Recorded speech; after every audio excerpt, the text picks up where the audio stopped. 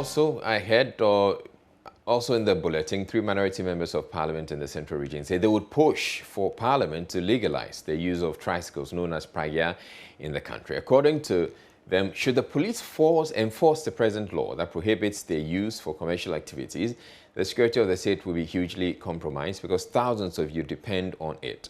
George Hagan, Dr. Kwamena Minta Nyako, and Samuel Atamils say if the issues with the use of tricycles are not handled with care, the country could face an unemployment explosion that would prove too hot for government to handle.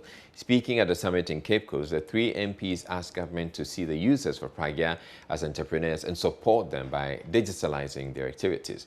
Richard Kojuaka attended the summit and has come through with this report. The use of pragya for commercial activities has provoked mixed reactions on the street of Cape Coast.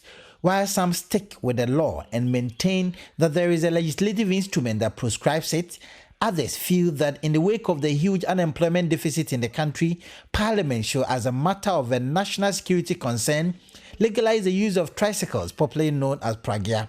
A summit dubbed the Pragya Summit in Cape Coast sought to discuss the threatening challenges with the use of pragya for commercial activities and the possible ramifications.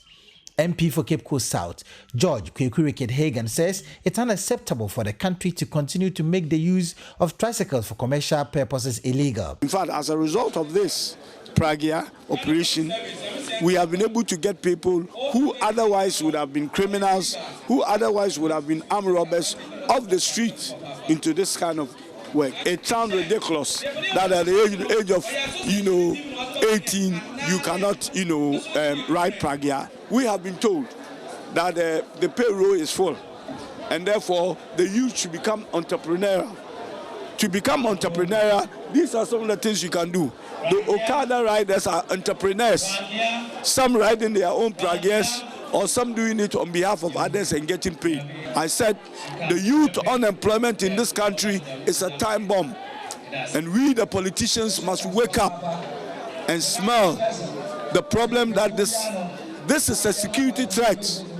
Unemployment of our youth is a threat to this country. It's a security threat and something must be done. The Cape Coast Metro Assembly will, on the 15th of November, begin the implementation of measures aimed at restricting users of the tricycles to 25 years and above, and also restrict their movement to certain areas and operational times.